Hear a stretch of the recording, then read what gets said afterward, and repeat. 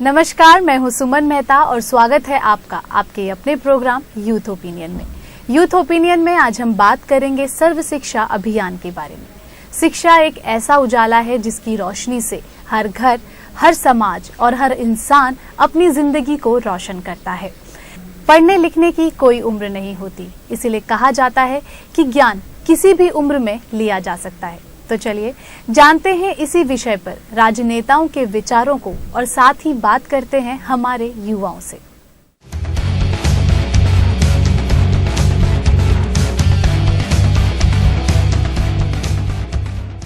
अपना नाम बताइए। कनिका। कनिका, ये बताइए कि आज का जो एजुकेशन सिस्टम है, आपको लगता है कि ये एक मजबूत इंडिया का निर्माण कर सकता है? आजकल जो एजुकेशन सिस्टम है वो इतना अच्छा नहीं है, क्योंकि इसके अंदर सिर्फ ग्रेड्स के ऊपर और मार्क्स के ऊपर फोकस किया जाता है। जो एक बच्चा कर सकता है आगे जाके, जो उसकी एक्स्ट्रा करिकुलर एक्टिविटीज है, उसके ऊपर फोकस नहीं किया जाता।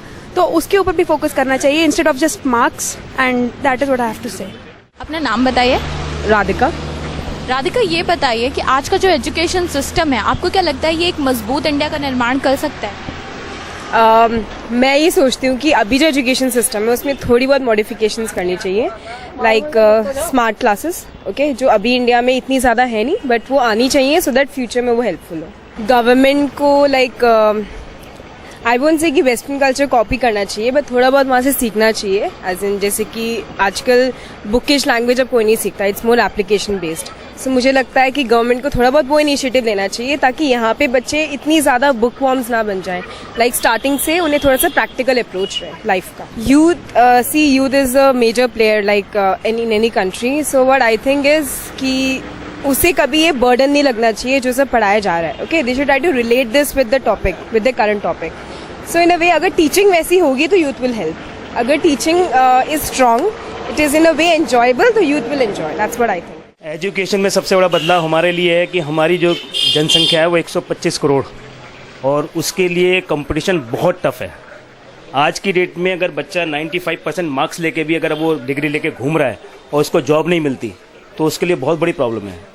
मेन है जॉब। अगर आप पढ़ के भी अगर आप बेरोजगार हैं तो उसका कोई फ़ायदा नहीं है।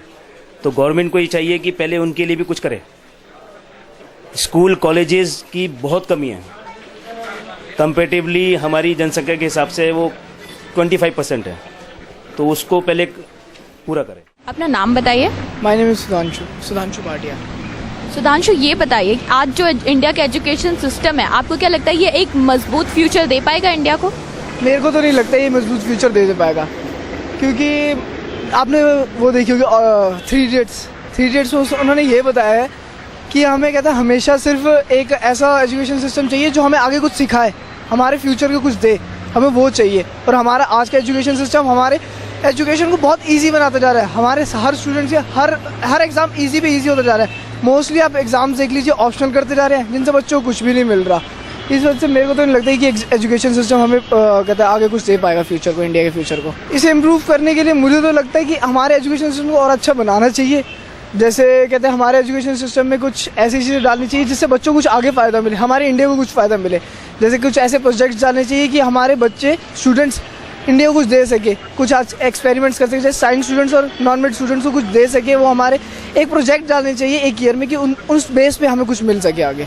यूथ अगर कुछ नहीं करेगा तो इंडिया क्या करेगी? यूथ ही तो फ्यूचर है हमारे इंडिया का। ऐसा है, शिक्षा के बारे में आपको सिर्फ यही बता सकता हूँ कि मैं एक पब्लिक स्कूल का पढ़ा हुआ हूँ, मैं गवर्नमेंट स्कूल का भी गया नहीं। गवर्नमेंट स्कूल की ग्राउंड रियलिटीज़ क्या हैं वो सबको मालूम है। बदतर हालत है, बच्चे वहाँ अटेंडेंस कम होती है, बच्चों की आते हैं नहीं आते हैं कुछ नहीं मालूम, टीचर्स वहाँ से नदारत रहते हैं, गायब रहते हैं। हम बाहर पढ़े, आज इन्होंने पॉइंट सिस्टम चला दिया है। पॉइंट सिस्टम जो आपके ये एजुकेशन मिनिस्टर है हमारे दिल्ली के, उन्होंने पॉइंट सिस्टम चला दिया है। पॉइंट सिस्टम चलाने के बावजूद एडमिशन आज भी सब स्कूलों पे डोनेशन में हो रहा है। I just had a friend of mine, he had to pay rupees 2 lakh to get his son admitted in one of the good schools in Delhi. तो शिक्षा का ये they have to set up standards, they have to work hard. उन्हें देखना चाहिए कि बच्चों को सही जगह से सही तरीके से बिना गलत पैसा खर्च के वो एडमिशन मिले।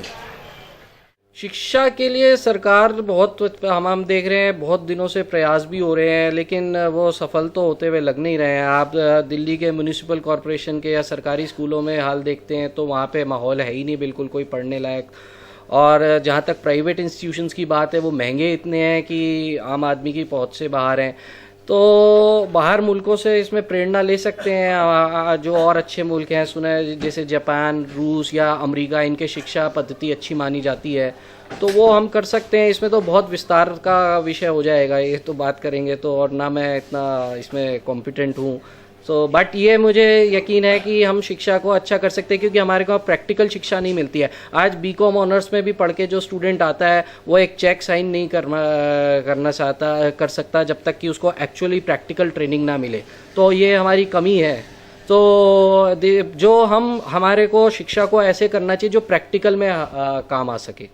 अपना नाम बताइए। कामाक्षी गुप्ता। कामाक्षी, ये बताइए कि आज का जो एजुकेशन सिस्टम है, आपको क्या लगता है ये एक मजबूत इंडिया का निर्माण कर सकता है? Actually not, because concepts clear नहीं होते हैं बच्चों के। एंड देन मैं खुद एक जिसकी नीज उसे पढ़ाती हूँ तो बहुत प्रॉब्लम हो जाती है, बच्चों के कॉन्सेप्ट क्लियर नहीं होते, यूटी चलते रहते हैं, बट कॉन्सेप्ट्स क्लियर ना होने की वजह से स्टडीज में बहुत प्रॉब्लम आती है। सो मुझे नहीं लगता कि जो सीसीई कॉन्सेप्ट है that is much better than the CBSE जो पुराना कॉन्सेप्ट था उससे। ओके, तो आपको क्या लगता है कि गवर्नमेंट को अपनी तरफ से क्या स्टेप्स लेने चाहिए इस एजुकेशन सिस्टम को इम्प्रूव करने के लिए? Actually the level is very low right now, because पहले जो लेवल था वो ऐसा था कि you have to give 16 to 17 chapters in one go. Okay, that is so difficult for people, for students actually, but still the concepts हैं वो clear नहीं होते। तो मुझे नहीं लगता कि कुछ मजबूत कदम है गवर्नमेंट का। तो गवर्नमेंट को कुछ अच्छा सा टीचिंग सिस्टम थोड़ा अच्छा करना चाहिए, बढ़ाना चाहिए। That is not that much developed in India right now. मेरे समय शिक्षा में बदलाव के लिए सबसे पहले तो जो रिजर्वेशन है इसको खत्म करना चाहिए।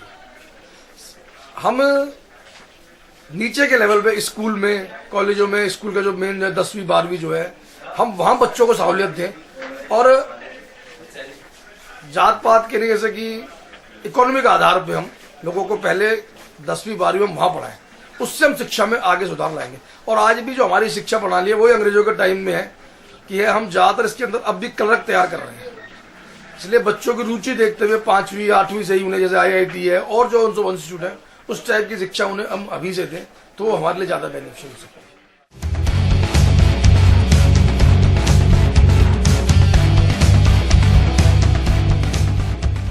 शिक्षा के लिए तो सभी सरकार ने कुछ न कुछ करके रखा है। ज्यादातर बीजेपी से जुड़ी हुई सरकार ने तो महिलाओं को, बच्चियों को साइकिल और जो फ्री शिक्षा दी है। और सबसे अच्छा जो नरेंद्र भाई ने, गुजरात के मुख्यमंत्री ने किया है कि उनको जो भेंट सौगात मिलती है उसमें से उन्होंने 21 करोड़ इकट्ठा कर लिया है। और हर साल 8, 10 और 12 की बच्ची, जो भी बच्चियां लड़कियां होती है, उनको फर्स्ट, सेकंड, थर्ड प्राइज लेके उनको प्रमोशन करके उनके लिए, और जब जून महीना आता है तो उनके लिए भीख मांगने जैसे जाते हैं कि पूरे गांव में, रूरल में जहां रेशियो सबसे कम होता है बच्चियों का पढ़ाने का, वहां खुद पूरी मिनिस्ट्री उतर जाती है, पूरे सांसद सभ्य, धारा सभ्य और पूरे उनके अधिकारीगण जाके ये कार्यक्रम करते हैं और उनका बहुत अच्छा प्रभाव भी पड़ता है। जो ड्रॉप आउट रेशियो कम होकर 2% भी हो गया है। तो शिक्षा सबके जीवन में बहुत सारा उजाला लाती है, ऐसा मैं सोचती हूँ। शिक्षा की दृष्टि से रहता है कि आजकल जो गए 5 साल में शिक्षा के योजना के नाम से सिर्फ भ्रष्टाचार हो रहा है। मैं अनेक गांवों शहरों में उत्तर प्रदेश में घूमा, वहां पर दलित विद्यार्थी भी आए, गरीब भी आए और कहने लगे साहब हमको जो छात्रवृत्ति मिलती है, पहले उनके हाथ में अगर हम पैसे नहीं देते तो हमारे बैंक में पैसे जमा नहीं होते। अगर उस विद्यार्थी को 3000 के बदले में 2000 रुपया मिलेगा तो पढ़ाई कैसे करेगा? तो भ्रष्टाचार बंद करो, अच्छे विद्यालय और अच्छी यूनिवर्सिटी। क्यों यहाँ का लड़का अमेरिका नहीं जा पा रहा है? क्योंकि पैसे नहीं है। लेकिन अमेरिका की यूनिवर्सिटी यहाँ आकर, हार्वर्ड यूनिवर्सिटी लखनऊ में आके, इलाहाबाद में आके अपनी ब्रांच शुरू कर सकती है। अगर मुंबई में वो पुणे के पास शुरू कर सकती है तो लखनऊ में भी कर सकती है। आप उनको यहाँ पर ये सब सुविधा उपलब्ध करा के दोगे तो एक अच्छी नई जनरेशन पैदा होगी, नई पीढ़ी पैदा होगी और उसके कारण यहाँ जो उद्योग बढ़ेंगे तो न सिर्फ जो आईटी में इंजीनियर को रोजगार मिलेगा, लेकिन वो आईटी पार्क के सामने जो ढाबा होगा जिसमें 10वीं पढ़ा हुआ नौजवानों को भी रोजगार मिलेगा, पूर्ण विकास होगा। आप देखो एजुकेशन, शिक्षा का, जब 1947 में हम आजाद हुए तब शिक्षा का प्रमाण जो 30% था, आज जो नई पीढ़ी है जिसको आप 15 साल तक के कहोगे, उसमें शिक्षा का प्रमाण 99% है। आधुनिक शिक्षा हमारे देश के नौजवान को इस देश का इतिहास बोध, इस देश की संस्कृति, इस देश की परंपरा और इस देश के महापुरुषों के प्रति अतिरिक्त आदर भाव नहीं सिखाती। और आधुनिक शिक्षा के कारण हमारे देश का नौजवान भारत की संस्कृति के प्रति आस्थावान न होकर यूरोपीय संस्कृति और आज के इधर के 15-20 वर्षों में अमेरिकन संस्कृति के प्रति आकर्षित हो रहा। हमारी महत्वाकांक्षा है कि इस देश का नौजवान सारी दुनिया का ज्ञान सीखे, विज्ञान का, दर्शन का, प्रौद्योगिकी का, टेक्नोलॉजी का उसे खूब ज्ञान हो, लेकिन इस देश की संस्कृति के प्रति उसके मन में आदर भाव हो। अंततः राष्ट्र का विकास ही नौजवान का उद्देश्य होना चाहिए और इसी क्षेत्र के लिए हम पत्रकारिता के माध्यम से, सभाओं के माध्यम से हम प्रयास भी करते हैं। घर का एक शिक्षित व्यक्ति ही पूरे घर को और साथ ही एक समाज को शिक्षित कर सकता है। शिक्षा का महत्व हम में से हर कोई जानता है।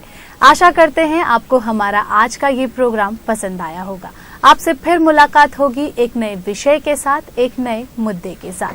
तब तक के लिए हमें दीजिए इजाजत। नमस्कार।